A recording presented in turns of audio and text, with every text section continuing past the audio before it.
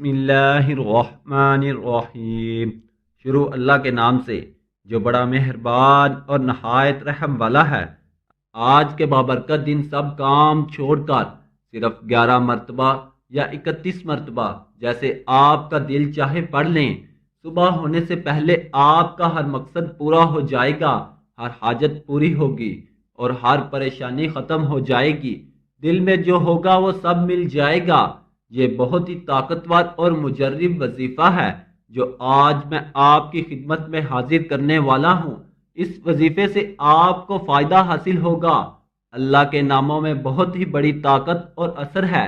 یہ سارے وظائف کا بادشاہ وظیفہ ہے۔ فقیر بھی پڑھے گا تو امیر بن جائے گا۔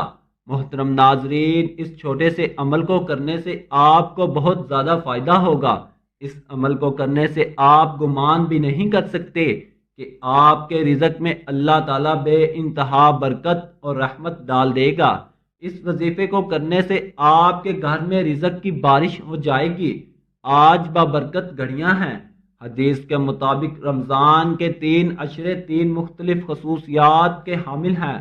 روایت ہے کہ رسول اللہ صلی اللہ علیہ وسلم نے فرمایا، رمضان کا پہلا عشرہ رحمت کا ہے، دوسرا عشرہ مغفرت کا ہے اور تیسرا عشرہ جہنم سے آزادی کا۔ یوں تو رمضان کا پورا مہینہ دیگر مہینوں میں ممتاز اور خصوصی مقام کا حامل ہے، لیکن رمضان شریف کے آخری عشرے میں عبادت اور اطاعت، شب بیداری اور ذکر و فکر میں اور زیادہ برکت ہے۔ رمضان رحمتوں کا مہینہ ہے۔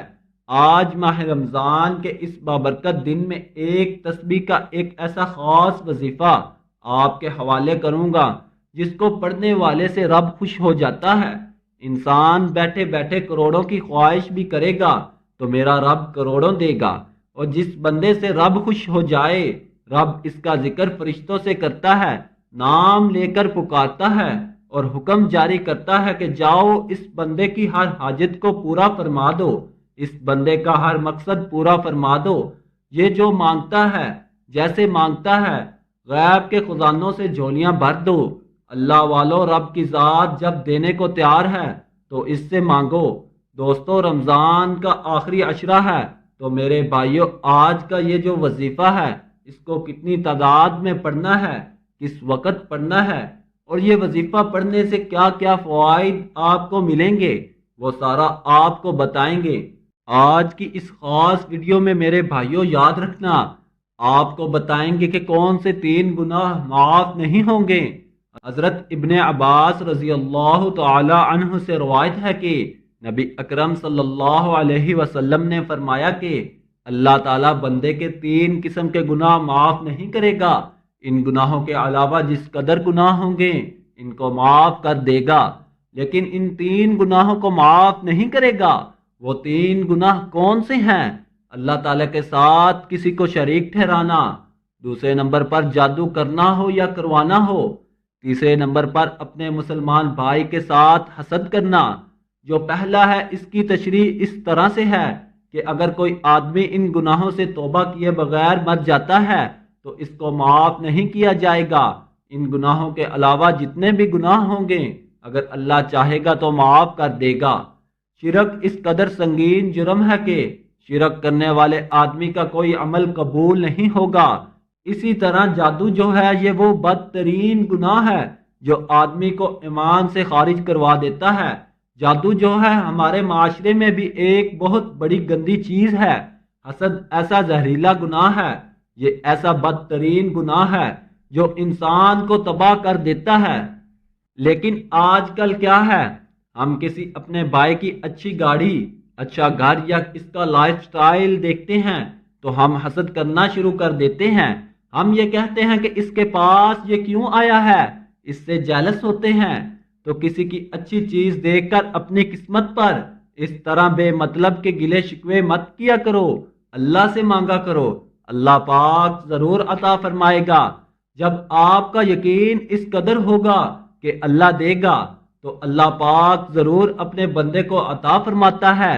جب آپ کا یقین ہی نہیں ہوگا، جب آپ وظائف کر رہے ہیں، نمازیں پڑھ رہے ہیں، آپ کو نہیں تو پھر انسان کو جب یقین ہی نہیں ہوتا پھر اس کے وظائفوں میں اثر نہیں ہوتا، اس وظیفے سے مجھے کچھ ملے گا یا نہیں، تو پھر انسان کو جب یقین ہی نہیں ہوتا پھر اس کے وظائفوں میں اثر نہیں ہوتا۔ انشاءاللہ اللہ پاک آپ کو اپنی حفظ و امان میں رکھے۔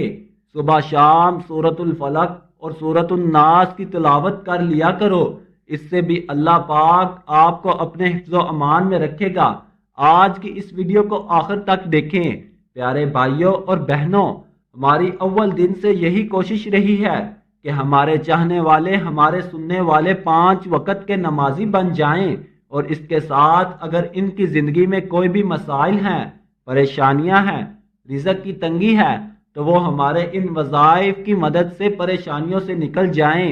کوئی بھی عمل اس وقت تک پورا نہیں ہو سکتا جب تک آپ نماز نہیں پڑھتے، کیونکہ کوئی بھی وظیفہ جب آپ 5 وقت کی نماز پابندی سے ادا کریں، اسے سچے دل کے ساتھ کریں، انشاءاللہ اللہ تبارک و تعالی آپ کی ضرور سنے گا۔ پیارے ناظرین، اللہ تبارک و تعالی کو اپنے بندوں سے بہت زیادہ پیار ہے، اس لیے اللہ تبارک و تعالی قرآن پاک میں ارشاد فرماتا ہے کہ جب میرے بندے میرے بارے میں پوچھیں تو ان سے کہہ دیجئے کہ میں ان کے بہت زیادہ قریب ہوں۔ اس کے ساتھ ارشاد فرمایا کہ تم مجھ سے دعائیں مانگو، میں تمہاری دعائیں قبول کرنے والا ہوں۔ لیکن بہت افسوس سے کہنا پڑ رہا ہے کہ آج کے اس معاشرے میں ہمیں اللہ سے مانگنے کا وقت نہیں ہے۔ آج کل ہر بندہ یہی کہتا ہے کہ اس کے پاس وقت نہیں ہے، لیکن وہ پھر بھی پریشان حال رہتا ہے۔ پیارے بھائیوں اور بہنوں، اگر ہمیں اس دنیا میں رہنا ہے تو ہمیں زندگی گزارنے کے لیے کچھ نہ کچھ کرنا پڑتا ہے، لیکن اس کا مطلب یہ نہیں کہ ہم اللہ اور اس کے پیارے نبی حضرت محمد صلی اللہ علیہ وسلم کو مکمل طور پر بھلا دیں۔ اور ہمارا دین اسلام اتنا پیارا مذہب ہے کہ یہ کبھی ایسا درس نہیں دیتا کہ آپ صرف اور صرف اللہ کی عبادت کریں، یہ درس دیتا ہے کہ آپ دنیا کے ساتھ ساتھ دین کو بھی کمائیں، اور جو بھی مانگنا ہو صرف اور صرف اللہ کی ذات سے مانگیں۔ پیارے بھائیوں اور بہنوں، آج سورۃ الکوثر کا وظیفہ بتایا جائے گا۔ آپ نے اس عمل کو سچے دل کے ساتھ کرنا ہے، اور وظیفے کو کمپلیٹ کرنے کے بعد آپ کو جیسا بتایا جائے گا اس طریقے سے آپ نے اللہ پاک کے حضور سچے دل کے ساتھ دعا مانگنی ہے، پھر دیکھیں کہ اللہ پاک آپ کی کیسے سنتا ہے۔ پیارے بھائیوں اور بہنوں، وظیفے کی جانب چلنے سے پہلے آپ کو سورۃ الکوثر کی شان نزول بتا دیتا ہوں۔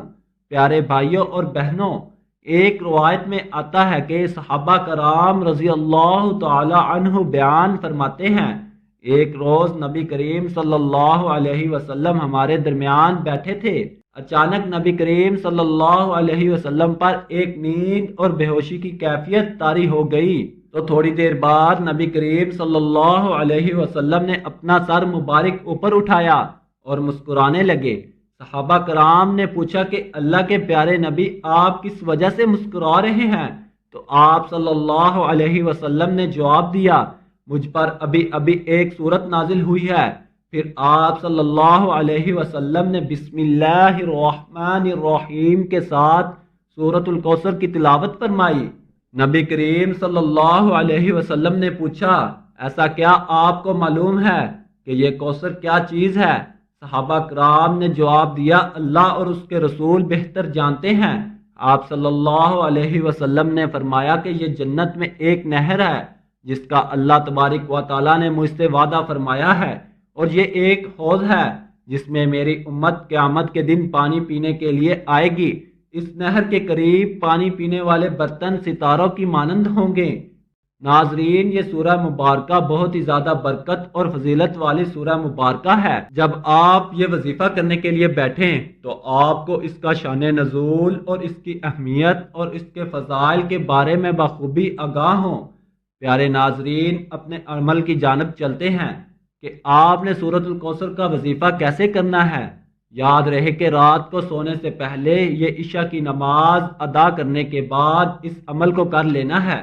یاد رہے کہ سب سے پہلے آپ نے 2 رکعت نماز صلاۃ الحاجات ادا کرنی ہے۔ ان 2 رکعتوں میں آپ نے سورۃ الفاتحہ کے بعد 11 مرتبہ سورۃ الکوثر اور 11 مرتبہ سورۃ الاخلاص پڑھنا ہے۔ اس نماز کو مکمل کرنے کے بعد آپ اپنی جگہ پر بیٹھے رہیں، یعنی جائے نماز پر بیٹھے بیٹھے 129 مرتبہ آپ نے سورۃ الکوثر کی تلاوت کرنی ہے۔